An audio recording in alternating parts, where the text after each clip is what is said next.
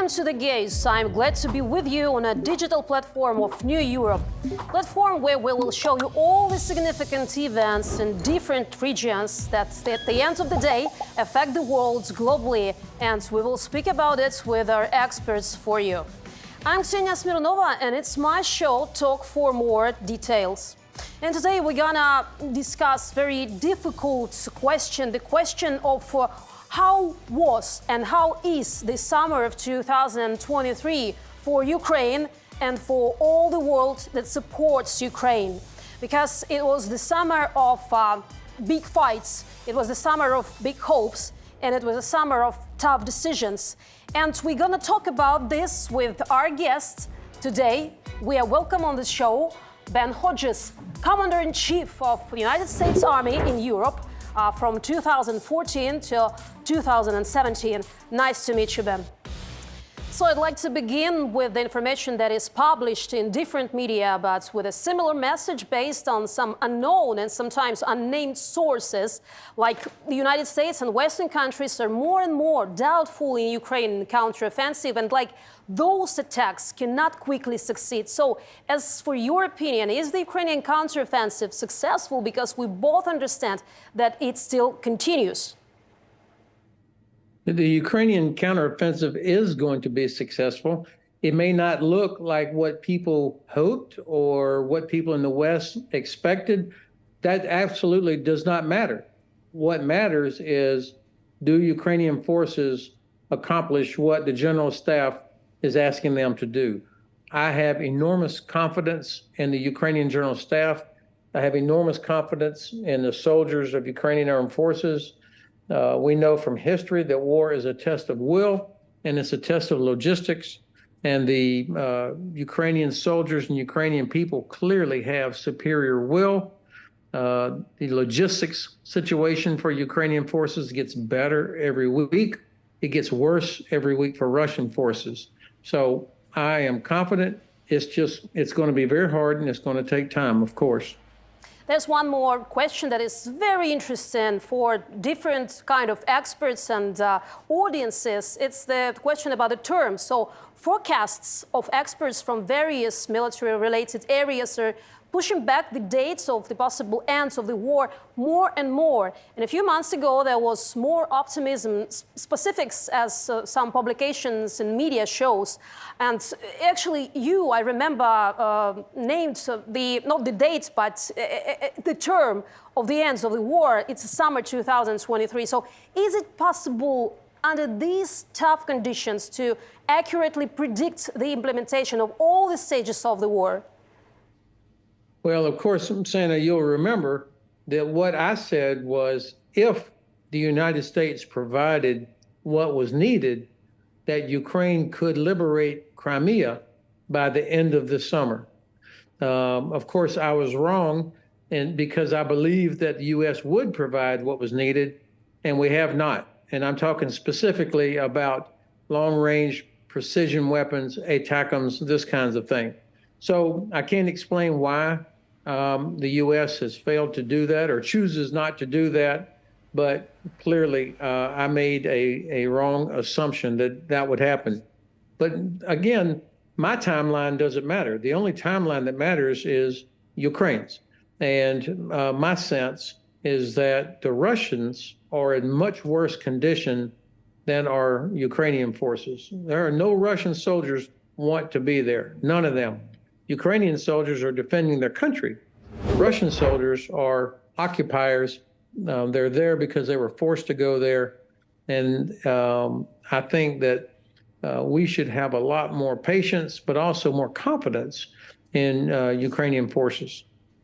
You're saying that everything, a lot of depends on the number of weapons that's provided by our Western allies.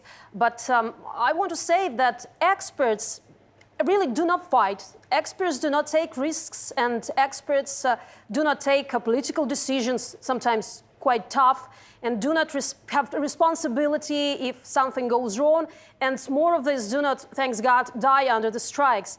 So whose initiative should be heard and taken in account for the first, who has to be listened to by the high officials of allies? The people who are on the battlefield about the number of weapons and the difference of weapons, or the experts from our side or the other sides? What's your opinion? Well, of course, I trust the commanders that are on the ground in the fight. I mean, they know what's going on.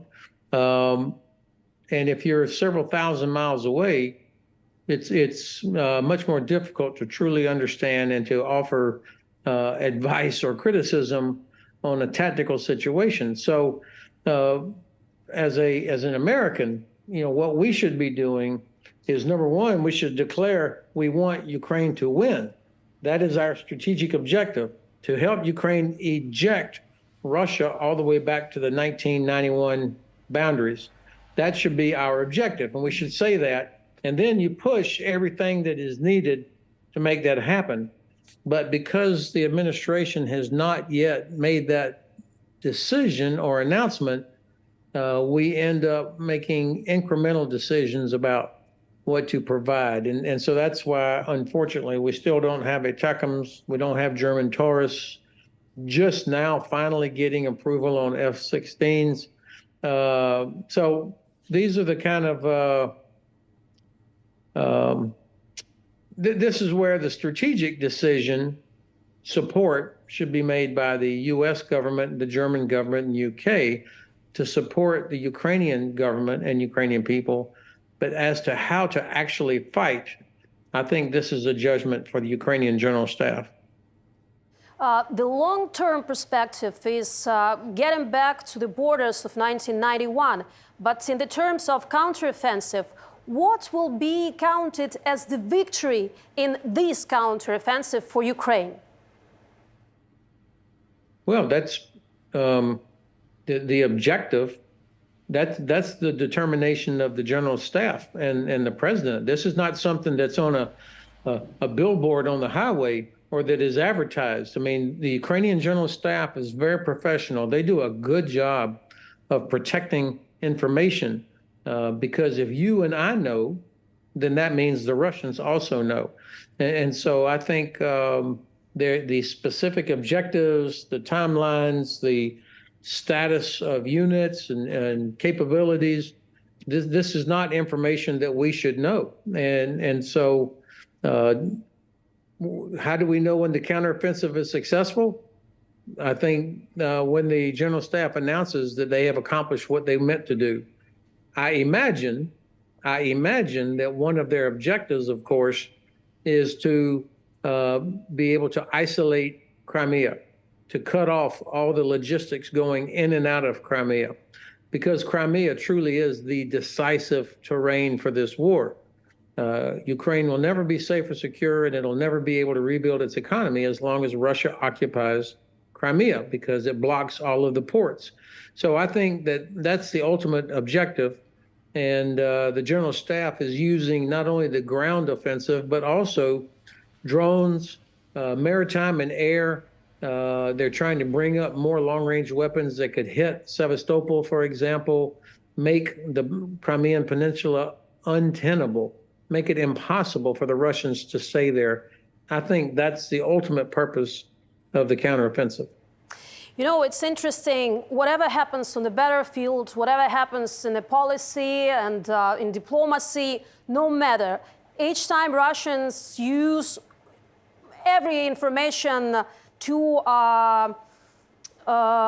make of this false news, to disinformation spreads, not only for their audience, but among European countries and other Western ally representatives. So what about air defense system? It's a very difficult question that, at the end of the day, Russians use as a disinformation.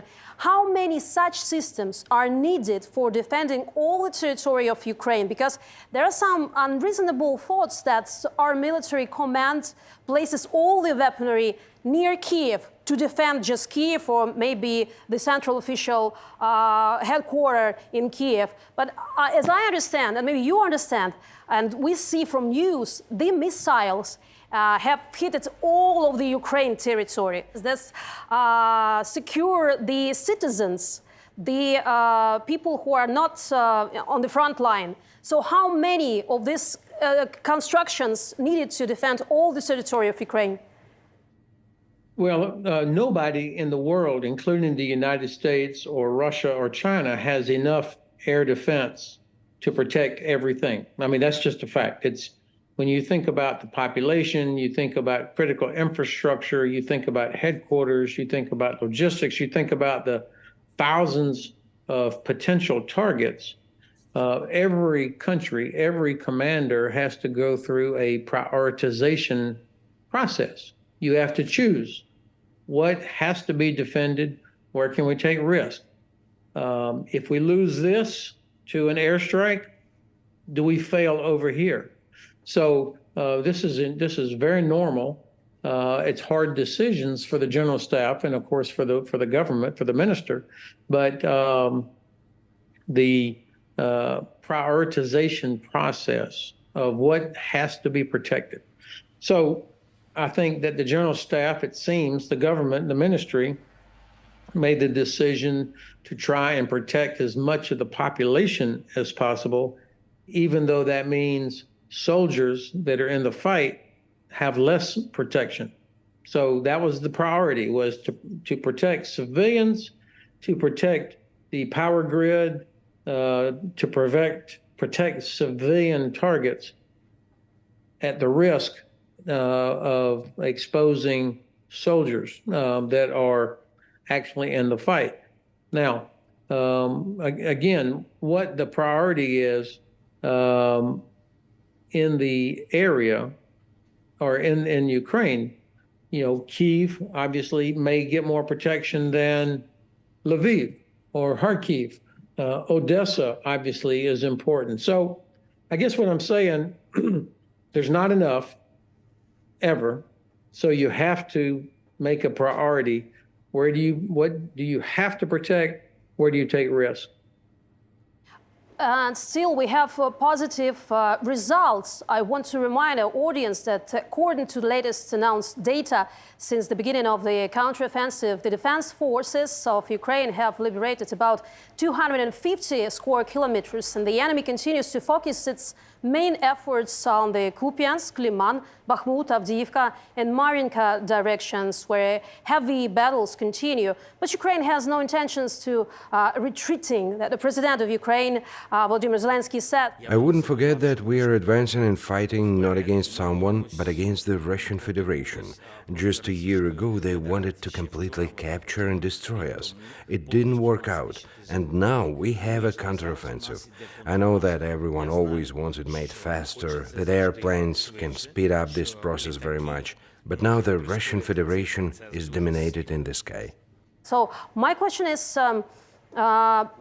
really the opportunity to get very fast the all needed air defense for our soldiers on the battlefield will really radically change the situation on the battlefield and will bring closer to the end of the war? How do you think? So you might be surprised to know that the United States has only 1 battalion of Patriot in all of Europe. So, I mean, that's gives you a sense of how the enormous requirement and that we don't have a lot of capacity here. So good air and missile defense requires several things. Number one, obviously, you want to be able to prevent, if you can ever prevent missiles and airplanes from taking off from the origin, you want to stop that. You have to have multiple layers. You need some weapons for drones, you need different weapons for aircraft, you need other weapons for missiles, and so on. And then you have to make the target areas as strong as they can be to minimize the damage to them and to disperse as much as possible so that you don't lose something significant just with one missile. This is why I think going after Crimea is so important. Make Crimea untenable so that the Russian Navy can't sit there and launch caliber missiles against Ukrainian civilian targets, or the Russian Air Force flying out of Saki This is part of it, is eliminating this safe haven that the Russians have inside Ukrainian territory. What about covering our army from the sky? I mean, they're providing so far F-16 and other military aircrafts in time. Because from what I've heard from your colleagues, they say that each operation of NATO will always be with the support from the sky. So what's the point to not providing it right now? I understand that it takes time to teach to operate these aircrafts. But as we saw during all this year, our soldiers are very fast learning. No, they are. And again, this is what I've been saying. There's not enough air defense to cover everything. And so commanders have to make decisions about what is priority. And then you have to depend on other things to protect soldiers from air attack. So this is hard. I mean, this is combat. There is no country in the world that has enough to protect everything. So commanders do their best to protect the things that are most high priority for the mission, and then everyone else has to make sure that it's difficult to find them, to see them, and to be protected when they are attacked. You are explaining very obvious things to the people who are here, who understand what's going on the battlefield. But as I mentioned before, Russian propaganda uses this information to show the weak sides, maybe, of our army and weak sides of allies. And therefore, Russian propagandists very often claim that provided equipment has already been resold from Ukraine. So my question, from all this propaganda trash that we see all the time in the media, in Russian media, is our allies really afraid of seizure of the military arsenal that are provided to our army? Is it possible physically? I think that first of all, nothing is going to be seized. We recognize that Russia feeds a narrative that some people believe that there is corruption and that some of this equipment has been resold or stolen or lost. But I know that's not true. And the United States Embassy there, the officers at the embassy, they have the job to help make sure everything gets where it's supposed to go. So accountability, which is a responsibility that we always have, no matter what country it is, because this is about protecting what the taxpayer has provided. So I think this is normal process, and most people understand what's going on. I don't think anybody is seriously affected by this disinformation that somehow what's being provided is being sold. This is part of warfare. There's always an information space competition as well, and we just have to make sure that we're doing the right things and that we do a better job telling the story of what we are doing. We just mentioned that it takes time to teach the pilots, to teach other soldiers to operate any system that is provided by our Western allies. So in this situation, we understand even if fantastic, illusionary Ukraine resell something to other countries, what they will do with all this equipment, first, because you can follow technically follow wherever this equipment is situated at this time. And the second one, you have to learn how to use and operate the system. So this is another disinformation that are used by Russian propagandists. Isn't kind of stupid? Yeah, of course it is. I would not be distracted by that. Okay, so I would like to add some more information about previous Ukrainian counteroffensive and ask more questions in this field. So on September the 6th, 2022, the defense forces launched a large-scale counteroffensive in the Kharkiv region. In 5 days, the Ukrainian army managed to break through the front, deoccupy almost the entire region. The cities of Balaklia, Izium, Vovchansk and Kupiansk were liberated. Ukrainian defenders destroyed 590 units of Russian equipment. Ukraine couldn't afford large losses, so much depended on a successful breakthrough on the first day. Many M777 howitzers and drones were used for this attack. The breakthrough came as a shock to Moscow. And in 2 weeks, Putin announced a partial mobilization and rushed plans for other areas. So my question is, how long can Russia mobilize people, and how long can they use trained soldiers from other Russian territories? So I think that, of course, Russia is a large country with a larger population than Ukraine, but they have hundreds of thousands of military-age males left the country to avoid being mobilized. So there is no excitement for anybody to join the army, to serve in the Russian army. The Russians are having to scrape the bottom of the barrel to find bodies, and then they push these bodies untrained into the fight, and they're suffering enormous casualties. Now, how long are Russian people willing to put up with that? I don't know, but I would imagine that Ukraine is using modern techniques to convey information to Russian people about the truth about what's happening there. And I think Ukrainians, they're fighting for their own country. That's different from what the Russians are doing. So I think the will of Ukraine is far superior to that of Russia. Actually, I do not understand. What's the point to send a huge amount of people who are not trained at all, who are not motivated, and more of this, part of them are just the ex-prisoners.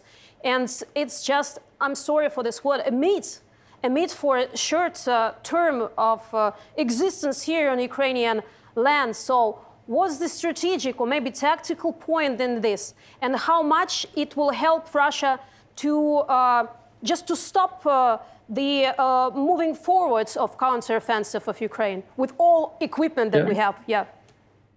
This is the Russian way of war. They use mass people, mass artillery, just to try and finally overwhelm. And so what they're hoping now, of course, is that Ukrainian people and soldiers lose the will, that the West loses the will. That's all this is.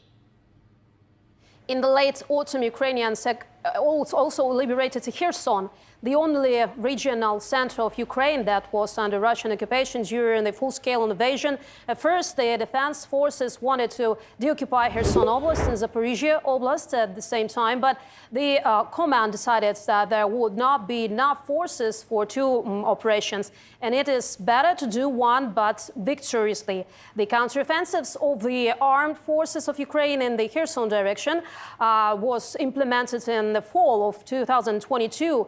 The Antoniv Bridge and the railway were hit with the HIMARS. Occupiers actively use them. Ukrainians again choose the plain agricultural lands between Mykolaiv and Kherson as the points of the main offensive strike. Troops broke through the front line using drones and for increased fight range and using sand to disorient the enemies. Thanks to the successful actions of the Ukrainian forces, the Russians began to retreat, which allowed Ukrainians to gain control over a number of settlements, including Kherson. So what has hugely changed the Ukrainian military strategy and tactics during this year of the war till that time? Well, I think it's important that the Ukrainian government and the military leadership recognizes that you want to be smart about how you deploy your soldiers. You don't want to waste anybody's life unless you're sure they're going to have a chance to win. So No, these are tough. These are tough decisions that every commander has to make, and I would say the the nature of war is uncertainty. You never know exactly what the other side is doing. You never have perfect information. There's 100 things that can go wrong. So very seldom will decisions be obvious and simple and clear. I think so far the general staff has been doing a very good job on their decision making. You know, all the people that are just observing on the TV picture what's going on in Ukraine, they want, like in a blockbuster, you know, faster and faster and faster. Obviously, it's not a game and it's not a Hollywood movie. It's a real life. So our officials often say or continue to repeat that it's not a deal with the Western allies to demonstrate the effectiveness and usefulness of provided weapons for Ukraine with this counteroffensive. It's a quote, almost a quote. So what are real criteria for high officials of the allies that are counted as the demonstration of real success? Like 1, 2, 3. Well, I don't know that. That's what conversations between the presidents of the countries, between the ministers of the countries, between the generals. These are the kind of things they talk about. And you know, this Ramstein contact group meets every month where all the nations talk with Ukrainian participation about what's going on, what's needed. So that information obviously is not public information, and it should not be public information. So I think that, you know, you're right, this is not a game. This is not a demonstration of so that we can sell more equipment and ammunition. This is a struggle to protect liberal democratic society, for security and stability in Europe. Today, on the anniversary of Ukrainian independence, you know, we all are reminded how sweet independence is, but how hard it is to get it and to keep it. And so I think Ukraine is reminding all of us of that. You mentioned the return of Crimea, and more often the information about Crimea is becoming popular among Western issues and Western media. And the perspective of returning of Crimea becomes more and more obvious. So as a military expert, do you see the possible terms and tools or instruments of returning Crimea? Well, anybody that can read a map can see immediately that Crimea is essential. That's the key place. And the Ukrainian General Staff, I think, will do this in a way that is most effective, that does it with the least loss of life. And it will be a combination of things. It won't be one thing. It'll be a combination of air, land, sea, cyber, special forces, partisans. It will take time, obviously, but I think it begins with isolation, cutting all the roads leading in and out of Crimea and using long-range weapons to make it impossible for the Black Sea Fleet or the Russian Air Force to stay there. So I think that's how I would do it, but I would trust the General Staff to have the best approach. One more information that is very often being manipulated by Russian propagandists is the readiness of allied countries to go all the way in support of Ukraine. So will there be enough economic capacity, military potential, diplomatic and political forces and will to stand with us till the very end of this war with the victory of Ukraine? Yeah, I absolutely believe it. President Biden has the biggest task to keep everybody moving forward on this. But so far, I see very strong support to include in the U.S. Congress, so strong bipartisan support. Most Americans support this. It won't last forever, but that's the job of the president, is to help keep that going together.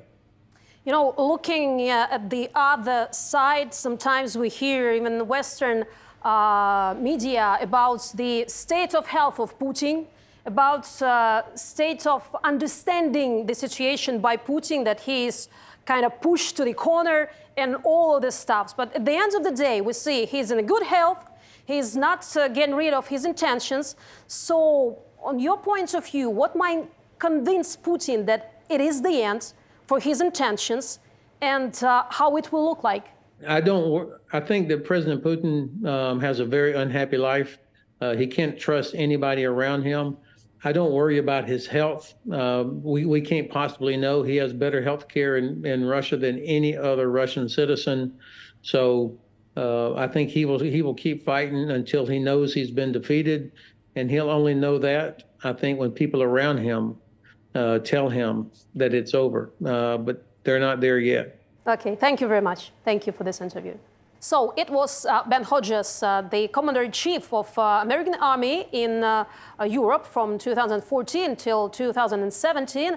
And we have a lot of expert opinions about the situation on the battlefield in Ukraine. But to avoid the human factor and all emotions, we sometimes experiment and talk to the artificial intelligence. So today we talk to ChatGPT and asked a question: what are the signs of a successful military counteroffensive? So what ChatGPT answered us?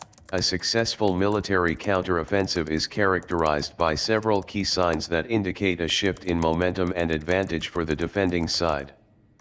While these signs can vary depending on the specific context and objectives of the operation, here are some common indicators of a successful counteroffensive. Regained territory. One of the most obvious signs of a successful counteroffensive is the recapture of territory that was previously lost to the enemy. This can involve pushing the enemy back and reclaiming strategic locations, such as towns, cities, or critical infrastructure. So, as the reality shows, our armed forces of Ukraine regained the territories that we lost even after 2014. So it's a great success because a lot of cities that have been under occupation for a long time, for almost 9 years, are now liberated. That gives honor to our Ukrainian armed forces and hope for those people who are still under occupation to be free very soon. Disrupted enemy momentum. A successful counteroffensive disrupts the enemy's momentum and advances, forcing them to halt or retreat. This can result in the enemy losing the initiative and being forced to react to the defender's actions. As we can observe on the battlefield, more and more we see the momentum catches of groups of our enemy by our equipments, weaponry, by Ukrainian armed forces, and that brings a lot of disbelief to the Russian army, and more of this. They are waiting of help, they're waiting for weaponry support from the sides of Russian Ministry of Defense, but we understand that with our job of all the weapons that provided by our allies, we can break the lines of logistics of Russian army that bring them into the state of immoral state. So these points we catch as GPT Chats sees as one of the important points. Casualty imbalance. A counteroffensive that inflicts significant casualties on the enemy while minimizing its own losses is usually considered successful. A disproportionate casualty ratio can demoralize the attacking force and weaken their overall combat effectiveness.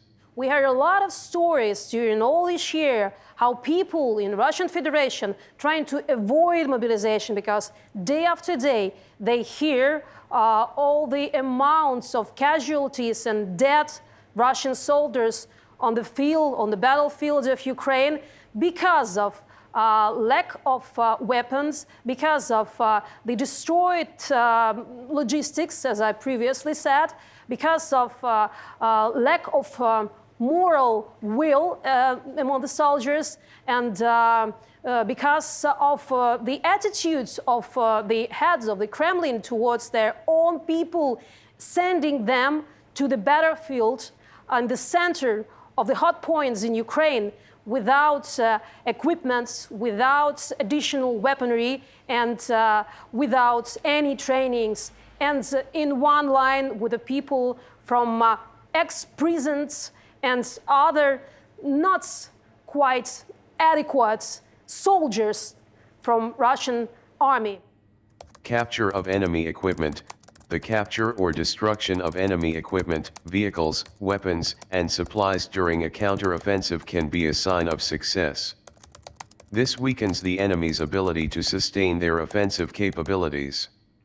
So we see from the very beginning of the war, the full-scale invasion of Ukraine by Russia, that the most great suppliers of weapons, of different kind of weaponry Russian army.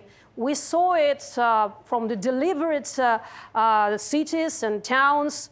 We saw a lot of capture techniques even during the celebration of Independence Day in Kiev on the central street of Khreshchatyk.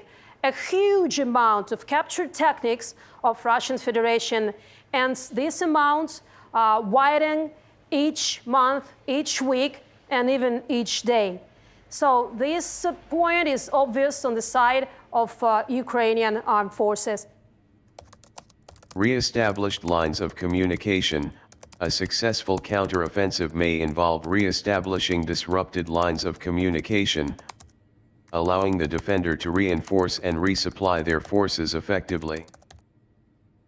As we see from the beginning of the war in Ukraine, we have a lot of technical opportunities to be always online, to support our soldiers on the ground and in the sky by the all technical equipment, to be always knowing what's going on, where to go, who is behind your back and who is covering you.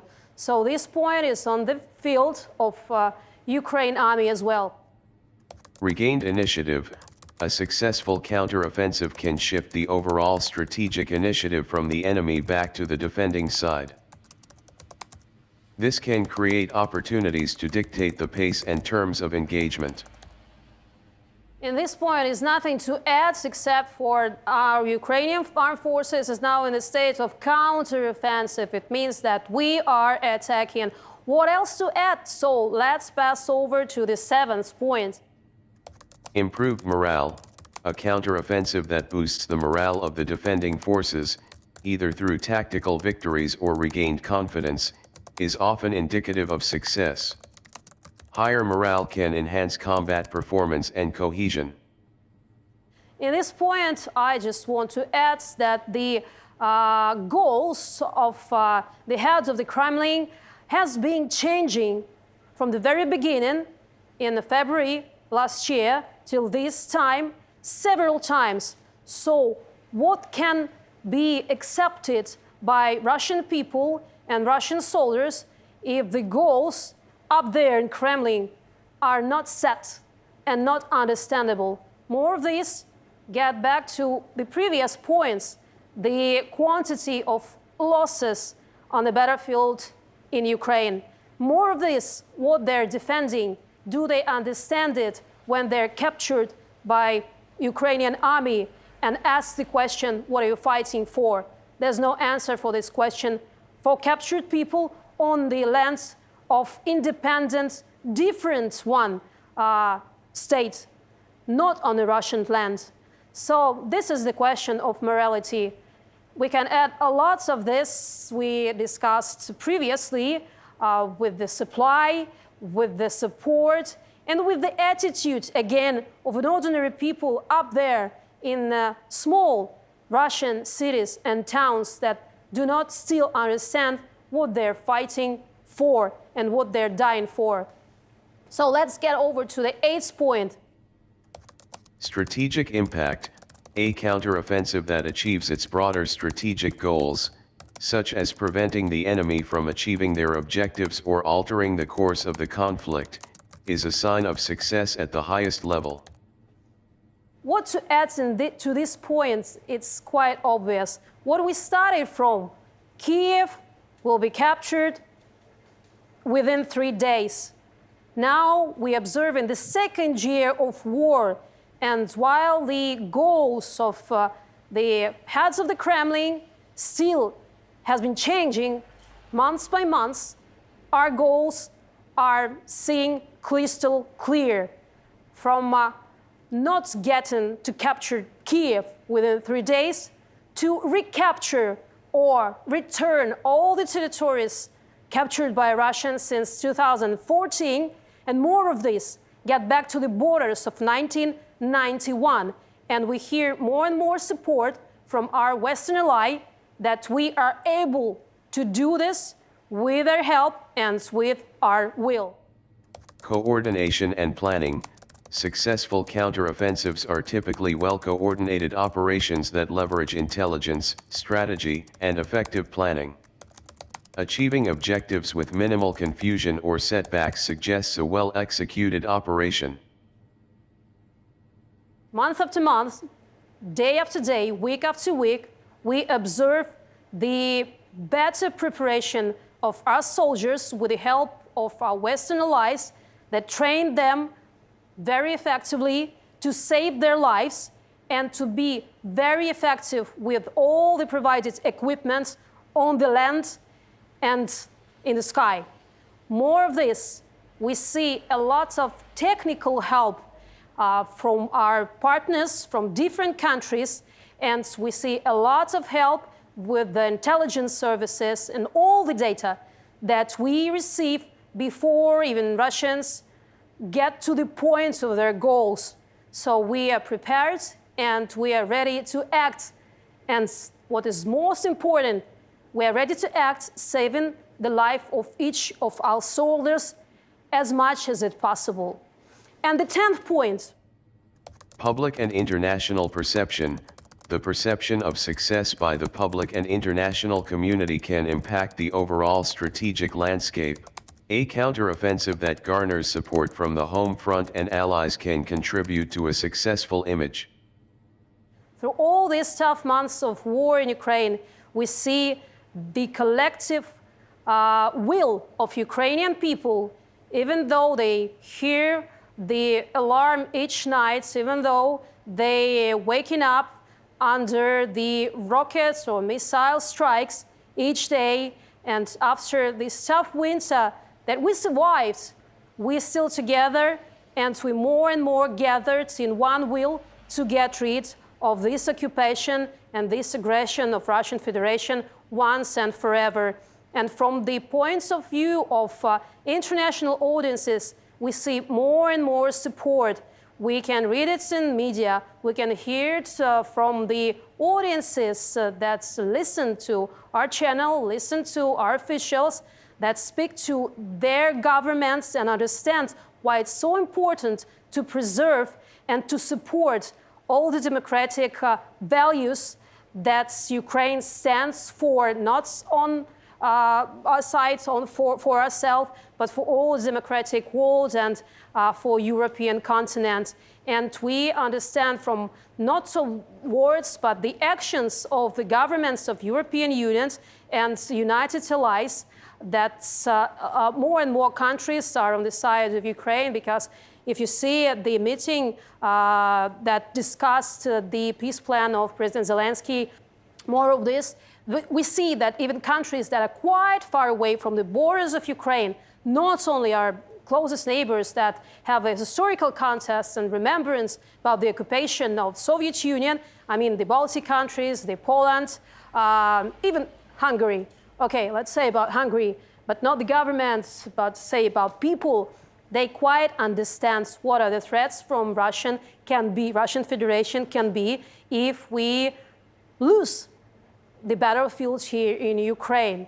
So the more countries, even far away from our borders, are making their defense much, much stronger. It's not surprising because they finally took off the pink glasses.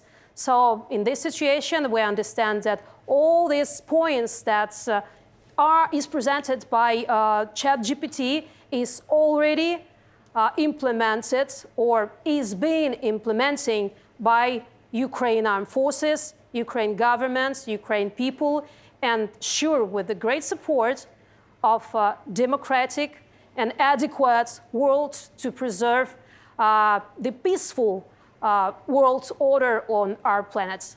If you agreed with all the points that was presented by ChatGPT, you're welcome to press the like button. If you're not agree, just write under this video your points of view. Why are you not agree? And maybe you have your own opinion. What else could we do to bring peace to European continent? We will be very thankful for your time and for your thoughts. So we had a chance to talk over the military parts of the Great War that's going on here right now on the European continent with Ben Hodges, and even asked the artificial intelligence of an important points of the strategy and tactics of the military part of the war. But nevertheless, very important one is the political part of the Great War, because politicians and political diplomacy decides a lot in this question, as we saw from the very beginning of full-scale invasion in last year, 24th February, from given or provided javelins through 1 year, through all diplomacy and all the meetings on different levels by our president and by our diplomacy team, we got even Leopards, even HIMARSes, and even F-16s. And this is the work of politicians. So as we can see, the world should expect a continuation of the war. It is necessary to further consolidate in the confrontation with evil, with Russia, to provide assistance to those who are now defending independence, freedom, and democracy with their sweat and blood. However, in addition to the military confrontation, there is also a political one, as I said just. This summer was remembered for the NATO summit in Vilnius, where Ukraine was not accepted into the alliance, but the path to accession was greatly simplified. And there were also meetings in Copenhagen and Jeddah, where world diplomats discussed the future of the world after the Russian-Ukrainian war, the Ukrainian peace plan, which was proposed by President Vladimir Zelensky last year. His 10 points look quite real, consistent, and most importantly, such as they will lead to permanent and stable peace on the planet. However, as on the battlefield, in political and diplomatic circles, the battle for opinions and decisions will be long. So I spoke with Andrius Kubilius, one of the representatives of European Parliament since 2019 and former Prime Minister of Lithuania from 1999 to 2000, and again from 2008 to 2012. So my first question was, what should European politicians do? What goals should they set for themselves in the fall of 2023? And after all, strategically, everyone wants the victory of Ukraine, but what to do in the near future, what to concentrate on? And here what Andrius answered me.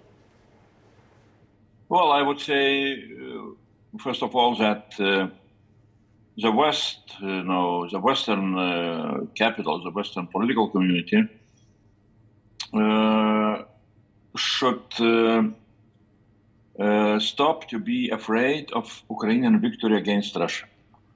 That is one of the psychological problems which I see really is becoming more and more important and crucial, because if the West will be afraid of Ukrainian victory against Russia, that, such a victory can bring collapse of Kremlin regime, and then some kind of Prigozhins will come into power, and that will be very dangerous because nuclear arms will be controlled by such guys. So such a fear of Ukrainian victory, which we can see sometimes, in the behavior of the Western leadership, is really brings very clear and negative outcome, because then the Western leaders are starting to hesitate to give more weapons to Ukraine or not.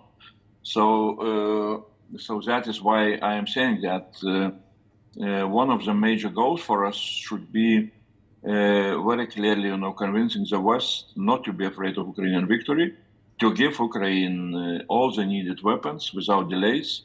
There is no clear explanation why, for example, F-16 were delayed to be given to Ukraine for a year and a half. Why not? It was done immediately after the war started. So those are, in some way, mistakes or problems in the behavior of the West, which I hope the West will be able to correct. So that is my view, my wish for this autumn. And also, I would like to see that the West will not go into temptation to push Ukraine for very quick negotiations with Russia on ceasefire, because if Russia will not lose this war, and there would be some kind of agreement on ceasefire, not maybe even allowing Russia to control some of occupied territories, it would be a big strategic mistake. So that's what I expect, that the West will not make such kind of strategic mistakes, and the West will understand that clear victory of Ukraine in this war is also the goal of the Western community, Western political leaders. Earlier at the Kiev Security Forum, Andrius Kubilius expressed the opinion that Ukraine's victory over Russia will change the entire European security architecture. So I decided to ask how exactly, and won't Europe return to lower spending on security after the defeat of Russia and the disappearance of threats to Europe from the East? It depends on the scenarios. What will be the impact of Ukrainian victory in the war on developments in Russia? For time being, this autocratic, dictatorial Russia, with Putin as a dictator, is the biggest threat for European security. That is said by NATO declarations, which were first of all were approved last year in Madrid. Now they were repeated in Vilnius summit. And so NATO is saying very simply, authoritarian Russia is the biggest threat for European security. But as I said, Ukrainian victory can change the situation. Of course, we cannot predict by 100% what will be the impact. There can be such a situation that even if Russia is defeated and Ukraine is winning the war and all Russian army is pushed out from Ukrainian territory, nevertheless Putin is staying in power in Kremlin. So it will mean that the danger is still here. The same danger, even maybe increasing danger, is in the neighborhood of Ukraine and in the neighborhood of European Union. And of course, that will mean that we need to increase our security arrangements. We need to increase our deterrence and defense capabilities, spending more money on defense. Ukraine is showing a great example, that the Russian army can be defeated. But if Putin will stay in power, definitely, we need to be ready for this, aggressive madness in our neighborhood to become even more dangerous. But currently, in the European Union, plans for the construction of new military plants and the production of equipment and shells are in full swing. However, after the end of the war, such needs may already disappear. So I asked whether investors and countries that are currently investing in collective security should worry that the invested money will not be returned soon or not in full. And this is what the former Prime Minister of Lithuania answered me.